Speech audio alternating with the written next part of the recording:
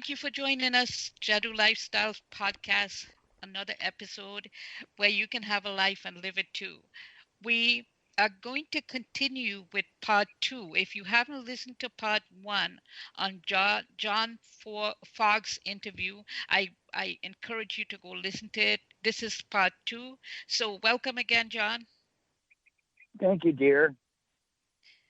So we want to pick up where we left off if we can. And if you feel like we need to go in another direction, we'd be happy to do that. Well, you're just going to have to remind me where we were, you see, because I'm old. I don't remember things now. Well, what happened is that I asked you a question about my last question was what can business owners do with the situation that we have now with COVID and quarantine and lockdowns and riots and protests and stuff like that. And you actually shared quite a lot. If you want to continue with that, that would be fantastic.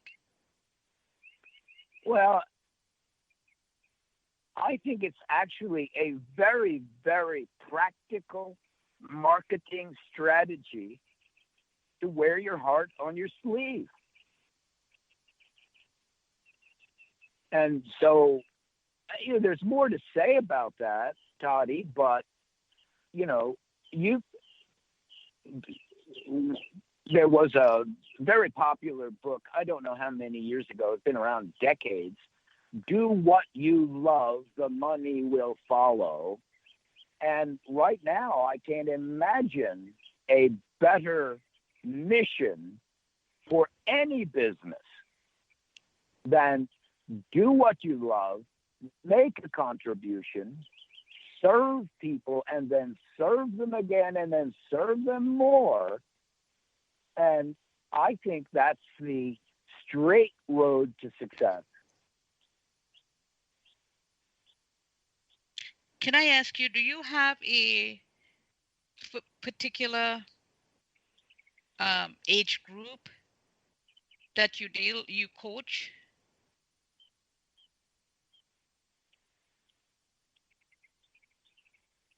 No, not really.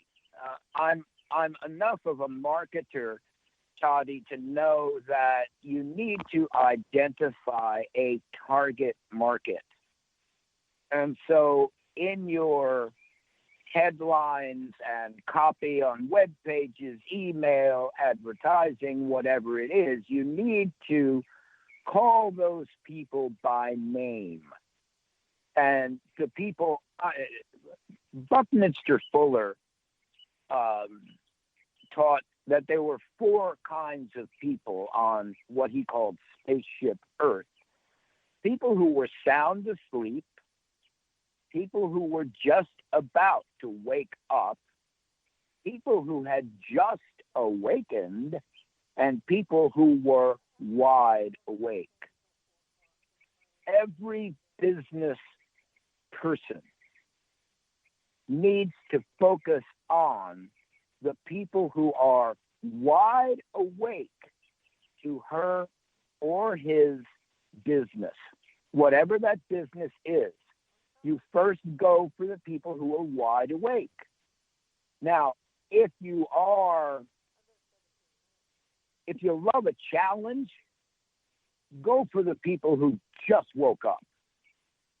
You can try with them, but the odds aren't great. Just imagine if you and I were, I don't mean to be crude here, but if you and I were in the same bed and I woke up and I was all excited about something and I turned to you and you just opened your eyes and I excitedly told you all about my great idea, would you hear me? Mm-hmm. Could you hear me? You're not listening. You're not awake yet. And so we need to focus on the people who are wide awake to what we've got to offer. In my case, with metanoics, I'm interested in people who are ready right now to transform their lives for the better forever. And they know it. I don't want to waste my time trying to convince people that changing their lives, changing their minds and hearts, learning how to communicate, learning how to get rid of negative thinking, to track down in our conscious and subconscious minds the beliefs that limit us. I'm not interested in trying to sell anybody on the viability of getting into that stuff and dealing with it. I want people who know that that's important and they want to learn how to do that. I'm looking to solve problems and teach skills that will help people live their lives in 3D as they desire, as they dream, and as I believe they truly deserve. And so I'm reaching out to those people. I want the people who are wide awake to what I have to offer. I don't want to try to persuade or convince anybody. Okay, if this is a sensitive topic, then we can change topic. But last episode, you mentioned that Alcoholics Anonymous. Do you want to talk about that a little bit? Because you just said that you're not interested in a person, well, kind of dragging them into changing their life. Can you share a little bit of your story there? Sure. I drank for a total of, I didn't get sober, Toddy, until I was in my mid-60s. Okay. 8 years ago, I'm 72. Math is not my strong point. So what is that, 66, 67, somewhere around there. Mm-hmm. I had quit drinking successfully about 20 times. I just couldn't stay quit.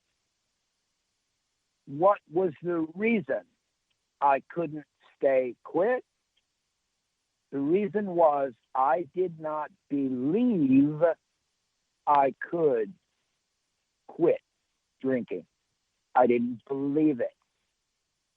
And it was only until I did believe it that I quit. And I haven't had a drink in 8+ years. Wow. You know, it's not even knock on wood. It's just not going to happen that I have a drink. I am not tempted. I made margaritas for my ex-wife while in sobriety, and I would taste them to make sure they were right. Yes. They tasted awful. I did not want more, you know, and I was a wino. I loved vintage wines, high-end wines. Oh, my goodness. And I do the sacrament, the Christian sacrament, with the bread and the wine, and I have this little sip of watered down wine, and it's hard to drink the wine. Yeah.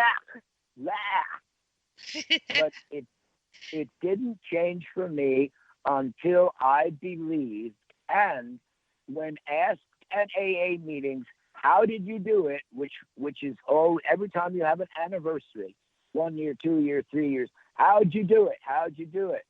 I have to say, honestly, I don't know, because I didn't do it. God did it. Uh-huh. Until I let go and let God, until I said, Father, I can't do this, but you can help me. And I got off myself, out of my own self. There was a phrase in AA called white knuckling. Now, envision for a minute, you're sitting in a chair, an armchair, and your hands are wrapped around the end of the arms, and you're squeezing so tight, your knuckles are white. It just doesn't work. it doesn't. You can't create change that way because you can't hold that grip. It ain't in you. And so what I learned, gosh, it took a long time, was let go, let God. That's how Yes. that's how I stayed quit. I And it wasn't, and Toddy, it was not what I signed on for.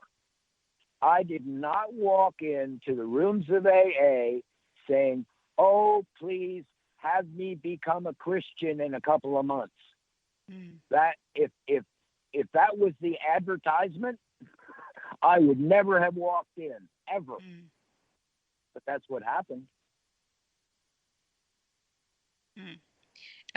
It's interesting. I grew up with parents who drank and chose not to embrace alcoholism or alcoholic or alcohol, period. Interestingly, my name Toddy in India means alcohol. I didn't find that out until a few years ago, but you know about a hot toddy. So I've always, in fact, I introduce myself as toddy, like a hot toddy. So people tend to remember me. Some people know what a hot toddy is, some people don't, but they remember me based on that. Um, I chose not to, and I actually attended my first AA meeting.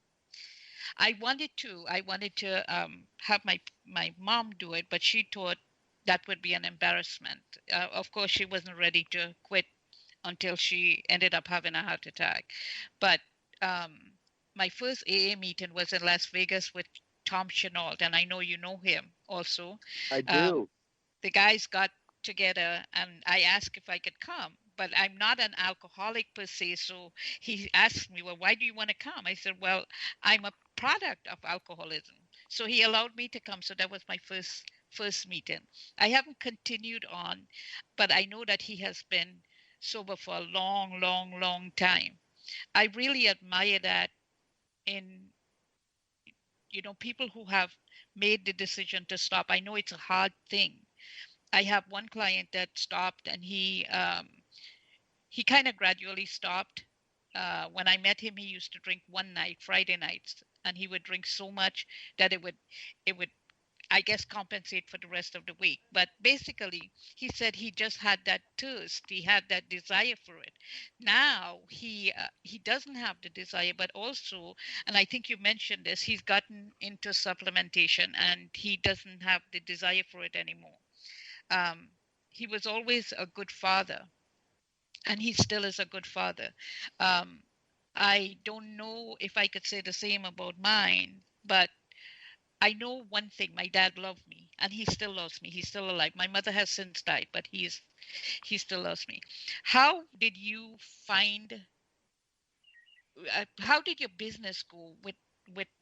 Was it a a necessary part of your business to drink, or was it something that you just chose to do? Well, uh, by profession, I am predominantly a writer. And if you take a look, the first, I think out of the first 9 American Nobel Prize winners for literature, out of the first 9 of them, 7 were alcoholics. Oh, really? Yeah. And so it was part of the romance. Ernest Hemingway, Sinclair Lewis, these guys were drunks. So for me, when I would drink after the end of the first glass of wine,